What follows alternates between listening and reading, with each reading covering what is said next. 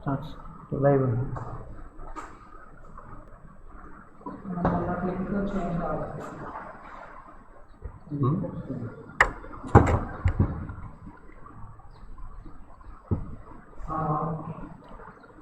Start na? Yes, sir. You can start with that. Okay. అందరూ వచ్చారా? Join.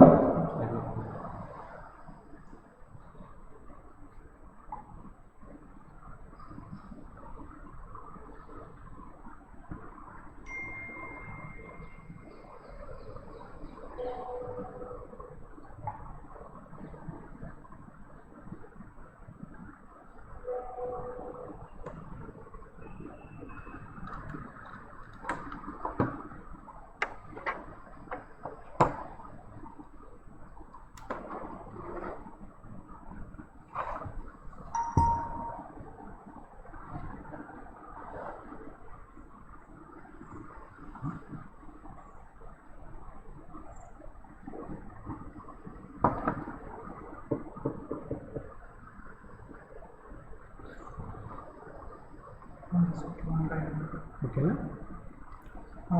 దీనికి రాలేదు సార్, ఒక్క నిమిషం సార్.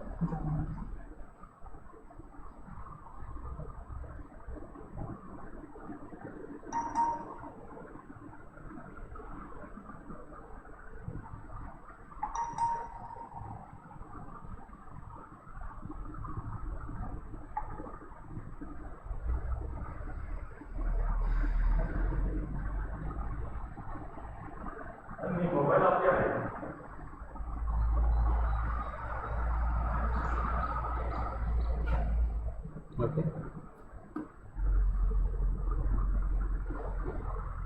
స్టార్ట్ చేయొచ్చా? వచ్చిందా లింక్ మీకు ఆల్రెడీ? జాయిన్ అవ్వాలి. ఇంకా ఎంతవరకు లేదా?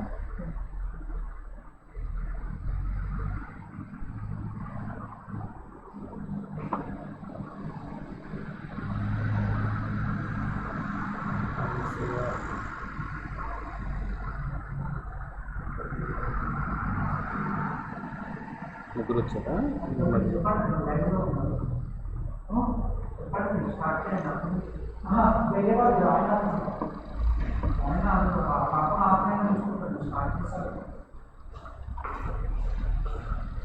Hello everybody.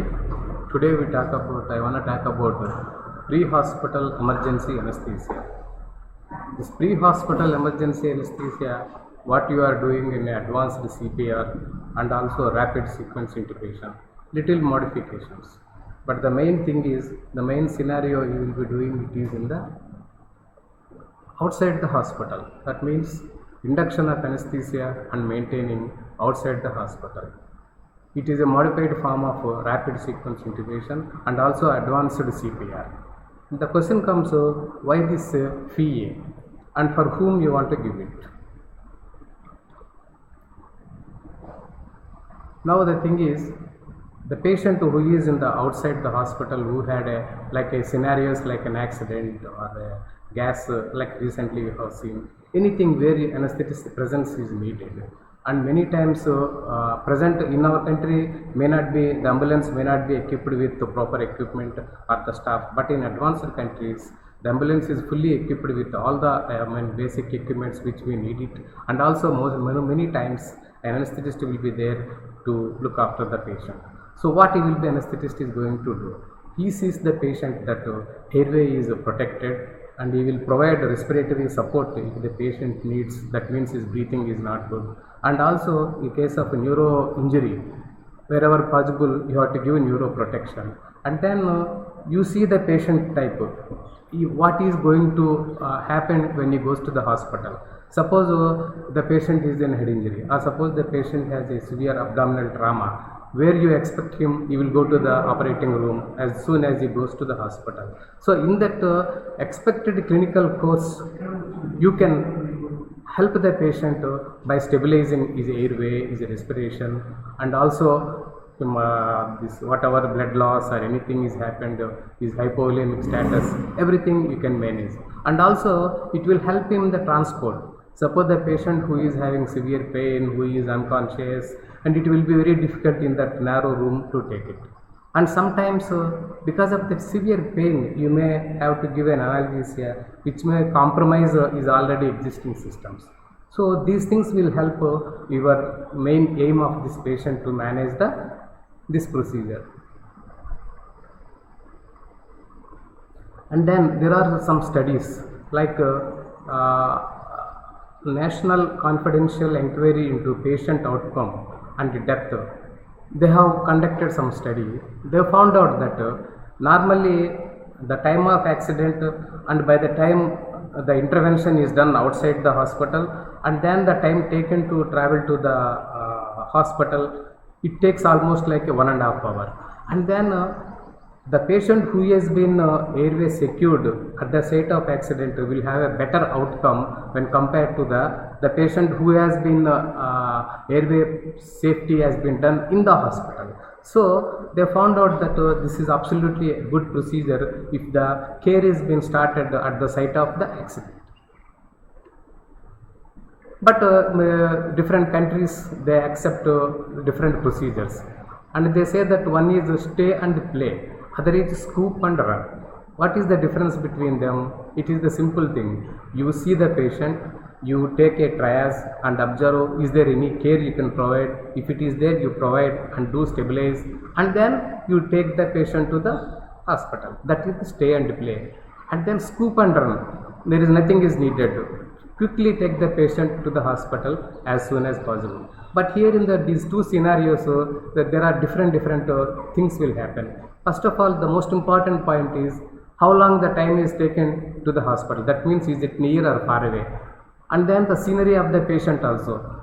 If the patient is severely critically injured and if the place is near, you can take it. But if it is not, you have to do stay and play. But both the things will have ultimately the help will be done in that golden hour which you know very well, as early as possible. Either you intervene as early as possible or shift the patient as early as possible. Whichever is the better, you have to take a decision. So what are the factors which will help you to take a decision among them?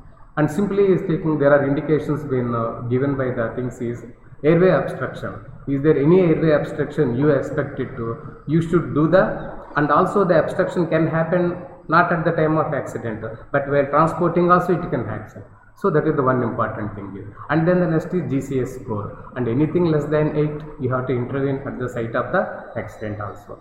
And also the SpO2 is less than 92, because you have only a pulse oximeter in those places, then you have to give these things. These are the strong indications.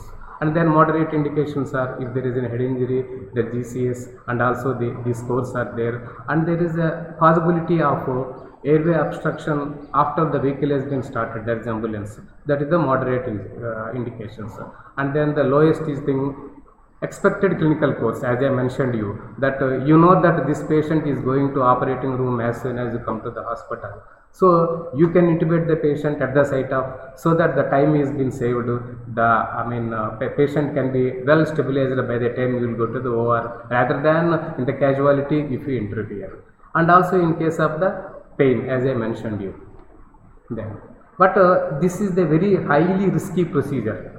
You have to take many considerations. So these considerations will come into three forms. One is environmental factors, other is operator or human factors, and the last is the patient factors. So what is environmental factors? Now we will consider environmental factors means what happens is normally we are in the OT, it is very well placed. You know everything, you are very comfortable. Where you operate there, it is the different. But outside the things, it is entirely different scenario. There is a lot of noise or a trouble, or many people are there. Maybe temperatures are not good, too much wind or rain or cold weather. So all these things you have to look after. So you have to take a decision based on these environmental factors. Sometimes it happens the cold wind can reduce the temperature of the patient.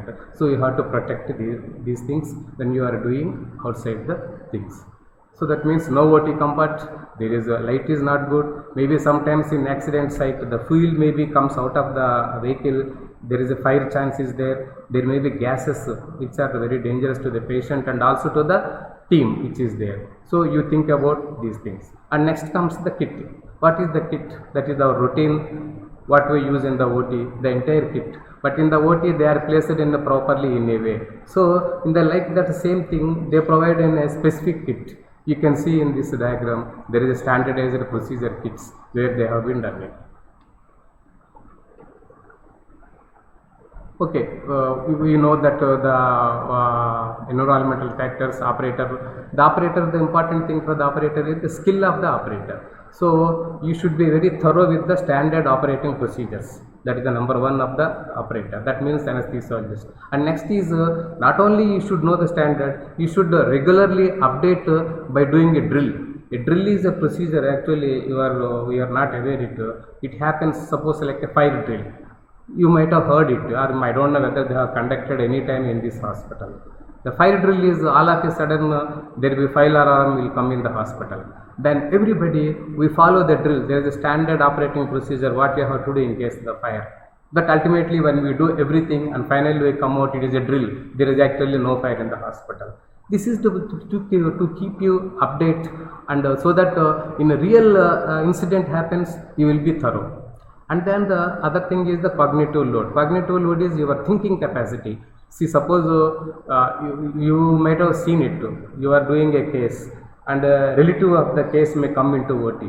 And many times it happens, the surgeon, anesthetist, a little embarrassment will be there when a close relative is there inside, close relative of the patient. And if it is me, I will tell him to wait outside, don't come into the OT. This is my way. Because some sort of inhibitions will be there. This is where you have to think. Like, outside the thing in the road when you are operating, plenty of people will be there. Maybe press, media, everybody will be watching. They will find out. So, there you cannot avoid. In the OT, I can avoid these things. So, you have to, psychologically, you have to balance and you have to understand and then proceed. And the positions. Another important thing, these photos will show you where your intubation techniques are not like our OT. You maybe have to kneel down or you may have to lie down to intubate the patient. And I don't know whether anybody have done anesthesia for posterior dislocation of hip. I don't know whether you have done it. And actually it is done on the floor. The patient is on the floor, not on the operating table. And what happens is one person will hold the pelvis, and the other surgeon will keep the limb almost 60 or 90 degrees. You will place the disposed thing into the normal position. This one requires anesthesia to be given. This is like a closure manipulation, dislocation, closure manipulation. And you are giving anesthesia when the patient is on the floor. So how you will give it? Now you can see like this. These people are see how they are doing it. So very rarely you will get it, you will know it actually how to anesthetize a patient who is on the floor, and your mission, your setup and everything are on your arm about a level. So these are the conditions. These things you can face it too, not only on the floor. Maybe patient may be trapped inside a car and you may not have an access. Maybe a window is there but you cannot pull out the patient, but you have to provide primary care there. So the different scenarios will be happens when the patient with the patient in the outside. Then the next comes, the patient will have a problems. The most important thing it is always it is the hypovolemia in this. So always provide 2 lines for the patient. And then the drugs, there is a simple formula is been provided to use it in that outside scenario. It is 3-1-2-1 formula. 3, which is fentanyl, ketamine, rocuronium, most commonly used in case if it is needed, whatever is the drugs requirement and what is the action of the drugs depending upon the patient requirement.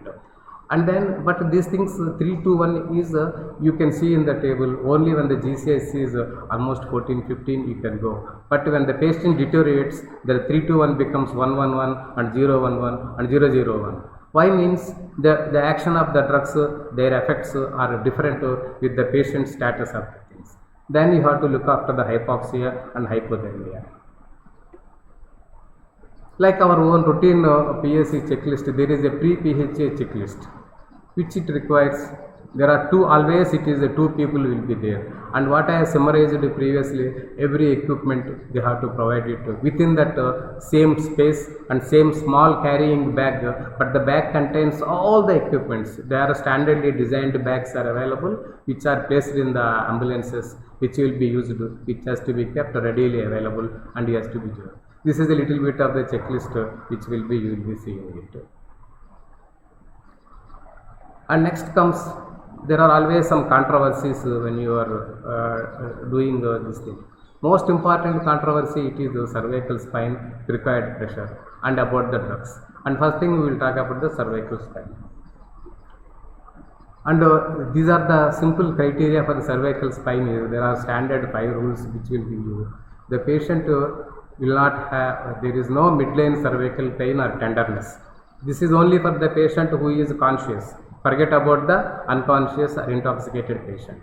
You will elicit these 5 signs. There is no midline cervical pain or tenderness. There is no neurological focal deficit anywhere in the body, whether it is in upper limb or lower limbs, he is able to move. And then he is alert, he is not intoxicated, and he is not having any distracting pain anywhere in the body.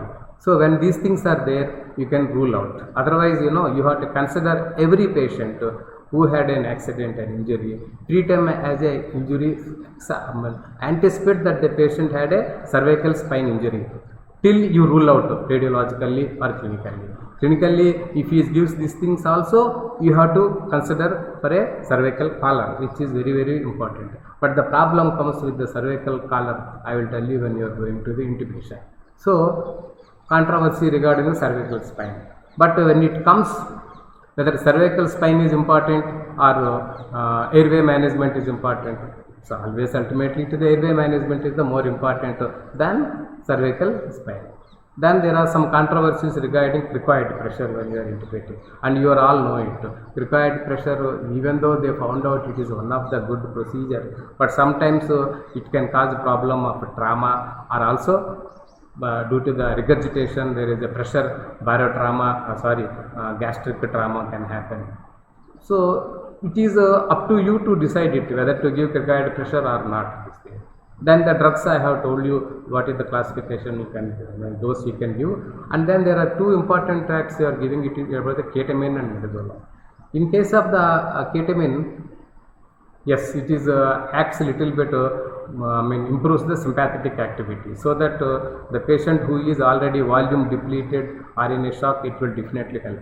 And also this increased pressures can cause, even though it increases the blood flow in the brain, but simultaneously it can cause rise of the intracranial pressure, which is not good. But recent studies have been found that ketamine reduces oxygen requirement for the brain. So it is maybe helpful, but ultimately it is the balance of the things which you have to take. And about the midazolam, midazolam also has the same problem. One way it can cause respiratory depression, other way it can reduce his anxiety and these things. So you have to balance these things. And ultimately when the intubation comes, most of the times you can use as a sedative or a muscle relaxant. But with a sedative, internationally it is accepted to give a sedative, but the outcome is you can up to 60-70% of the patients only can be intubated with only sedative, but with a relaxant 97%, almost 97% can be intubated. And this is not in the OT scenario, outside. Why 97, you may ask it? Because the injuries may be variable, maybe facial-maxillary injury, maybe burns, so which will be very, very difficult for you to intubate, or also you may not able to intubate. So that's why they kept it 97% intubation done outside scenario in an accident. It is accepted as a 100% score, not like our OT. When OT is entirely different. And then, so in that case, what about the drug, whether it's choline or rocuronate, which has been taken as now the better drug to intubate, as the very well the duration of action is very, very short when compared to other non-depolarizers. So which one is the best? So sometimes they say that hexamethynium, if you use it, patient may, if you are not able to intubate, he may recover. But the problem they noticed it, he will recover quickly, but he is agitated, restless, incoherent movements, the unsynchronized respiration, it is a troublesome. So sometimes some people will advise, let us go with the rocuronium in the outside, but it is debatable. And you have to maintain the whatever fluid is needed patient during that time, provide sedation, and sometimes you may have to give some mimetics if you use it. So when if the intubation is possible, if it is impossible, you have to do other techniques like a laryngeal mask airway or intubating laryngeal mask, and sometimes you may have to do needle cricothyroidotomy, put a 14 gauge needle and a jet ventilation or to 82 to 300 per rate with the 400 pressure. And if nothing is happened, surgical tracheostomy also has to be done at the site only. So what happens is, it is routinely seen, we take up a case, we are very anxious, everybody watching us. The moment the tube is inserted, the OT atmosphere will change. Everybody is relaxed.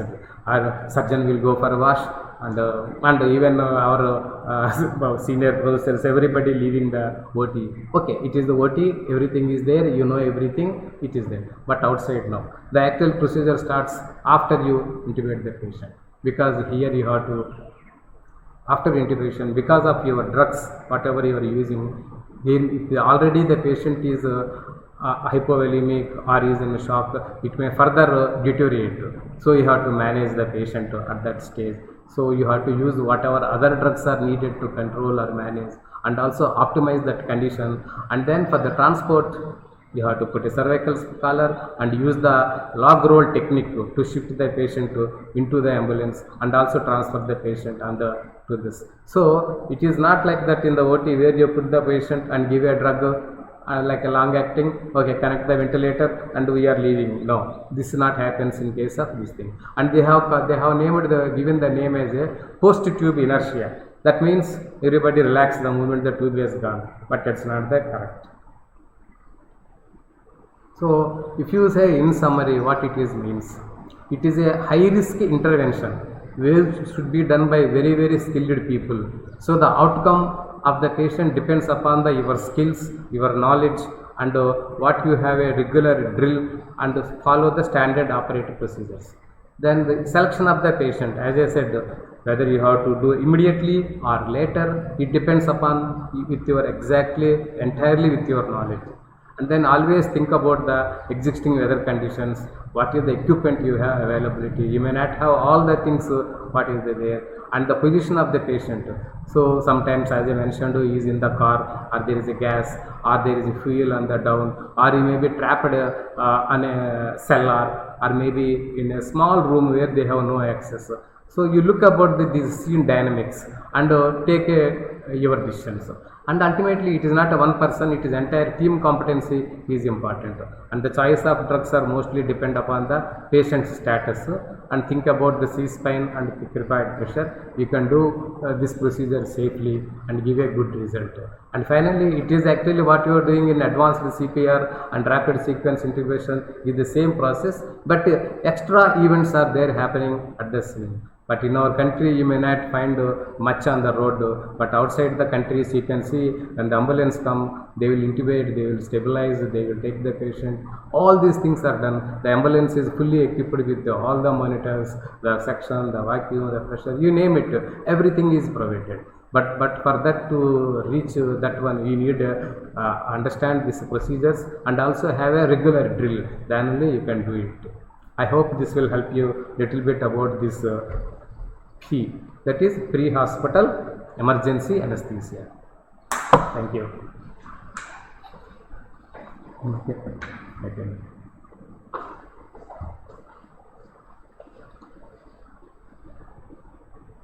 If you have any doubts, you can just put it on the WhatsApp. I can answer later with anything.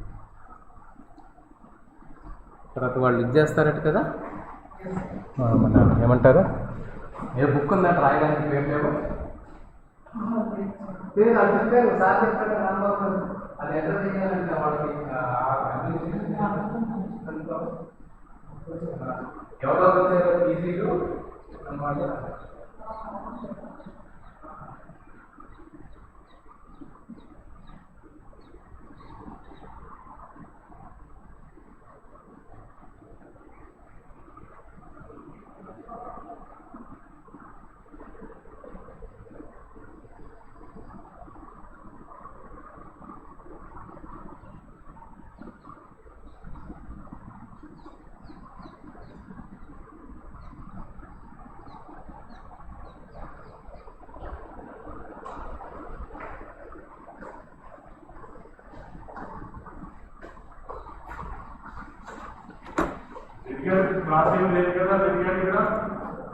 ప్రస్తుతం